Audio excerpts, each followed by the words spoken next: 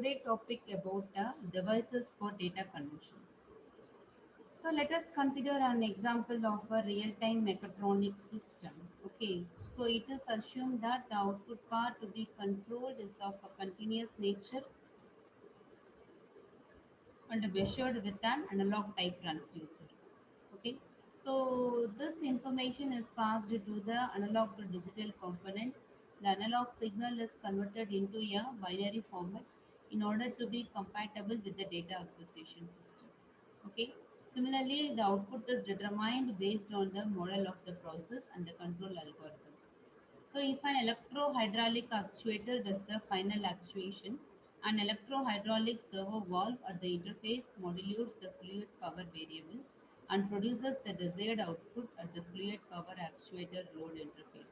So in this case, the integration of electronic, mechanical and fluid power components are necessary for successful implementation of a computer control system. So when we are saying about that, so we'll have an example for a real-time mechatronic system. So output part to be a controlled one, which is a continuous nature, and then we have to pass it to the A to D component. So analog signal is converted into the binary format, and output is determined based on the model of the process and the control algorithm. Okay, and the next one, operational and instrumentation amplifiers. What about operational amplifiers?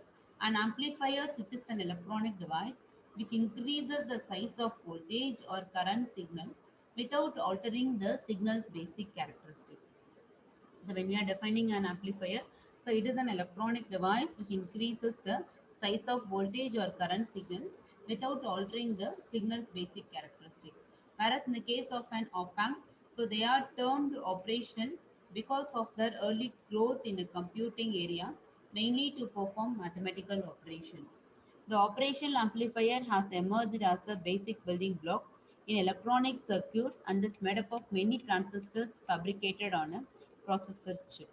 Its use arises from its ability to provide accurate and stable results under a wide range of operational conditions overall. Operational amplifier schematic symbol. So figure is the schematic symbol for an operational amplifier showing its principal terminals. It is also characterized by very high gain, high input impedance and very low output impedance. Without feedback, the amplifier would be unstable because of its excessive one. So the operational amplifier, which has three terminals known as the inverting input, non-inverting input and the output. Depending on the magnitude of the components and the configuration used, will have a different characteristics. So, which is referring to the figure, the terminal identification is to be the plus V and minus V or the power supply, which is usually with the magnitude in the range of supply 10 to 15 volts. Similarly, whereas V naught, which stands for the output voltage terminal, and when we are saying about an input to the ratio of an input to the output voltage, we'll have often so V naught by V plus minus of your V minus. So this is the A to be the voltage gain and whereas R naught to be the output resistance, almost it should be is equal to 0 and input resistance should be is equivalent to infinity and the voltage gain which is also to be the infinity one. What are the basic characteristics of operational amplifier? So it should have inverting input terminal. That is the voltage applied to this terminal is amplified with an 180-degree phase shift. Non-inverting terminal, a voltage applied to this terminal is amplified without a phase shift. The voltage gain is so great that the voltage difference between the input is zero. The input impedance is so great that the input draws no current and will have a zero output impedance. So from these parameters, the operating characteristics of the device are determined. For example, the infinite input resistance implies a zero input current at either input terminals. Also, the zero output resistance implies that regardless of the load on the output terminal, there will not be any loss in the output signal. To study the effect of the infinite gain on operational amplifier, consider the circuit shown in figure. Here the input voltage V in is actually equal to the difference between V plus and V minus between the input terminals. If V input is varied over a wide range, the output voltage changes as in the figure. So we'll have a test circuit for an operational amplifier. In this example, a supply of 15 volt. So V input is given to the inverting and non-inverting terminal. So which is will be compared to the operational amplifier in order to get the output voltage. So 15 volt and an amp amp with the equal of gain to From the output characteristics in figure, so we see the output voltage which never exceeds the power supply of around plus or minus 15 volts over there. So when operating in this region, the device is saturated. However, in the region between the two horizontal lines in the figure, the characteristics are very linear and have a slope equal to the gain. So the main consideration here is the magnitude of input voltage required to drive the operational amplifier into saturation, namely either plus 75 or minus 75 microvolts. So in other words, a voltage differences of 0.44075 volt at the input terminals will cause the device to saturate.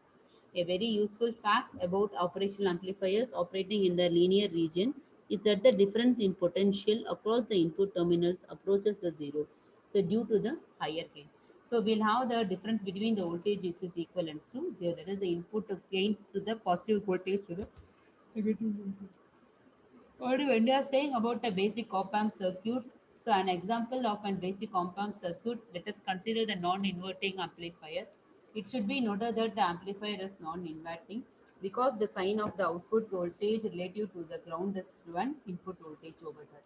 So this is the non-inverting amplifier circuit. That is the input will be applied in the inverting terminal and the non-inverting voltage will be to the grounded over that. We'll have a feedback resistance.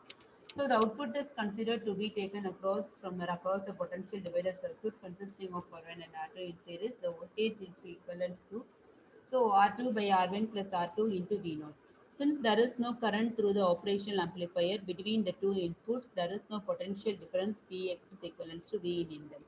Therefore, equating equations 1 and 2 and solving for the output voltage yields V0 is equivalent to 1 plus R1 by R2 into V in. And the expression which may be expressed as a voltage gain V0 by V input is equivalent to 1 plus R2 by R1. And it can also be noted that the closed loop in the non-inverting amplifier depends only on the external resistors R1 and R2.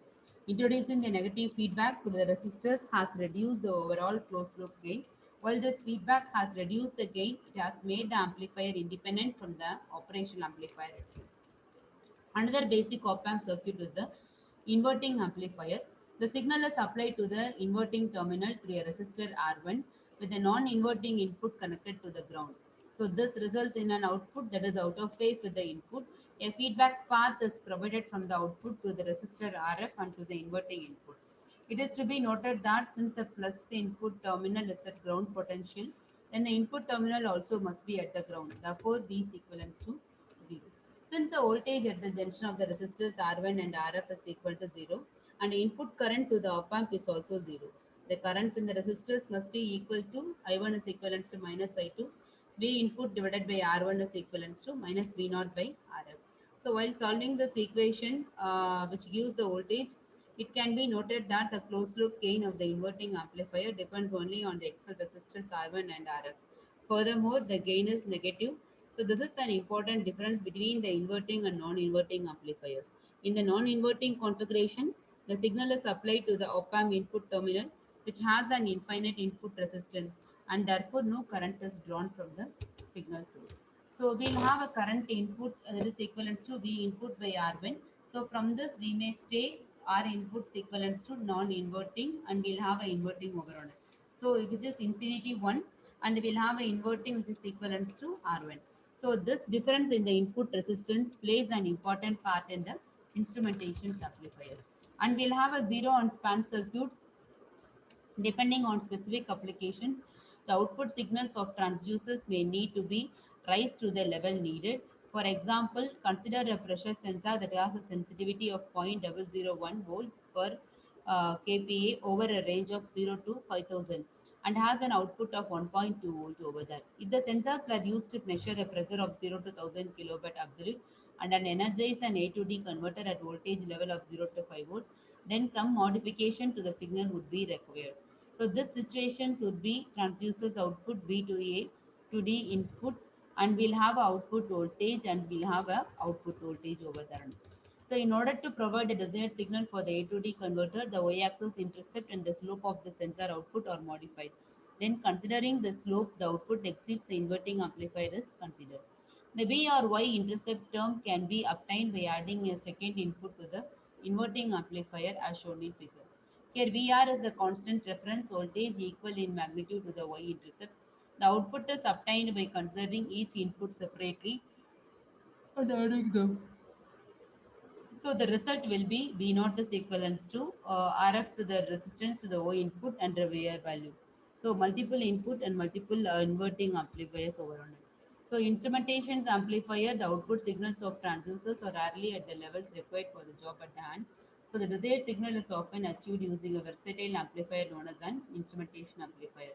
The gain of this amplifier, which can be precisely shaped by the addition of a single external resistor, and it has a very high input impedance, and it also has the ability to amplify small signals in the presence of noise.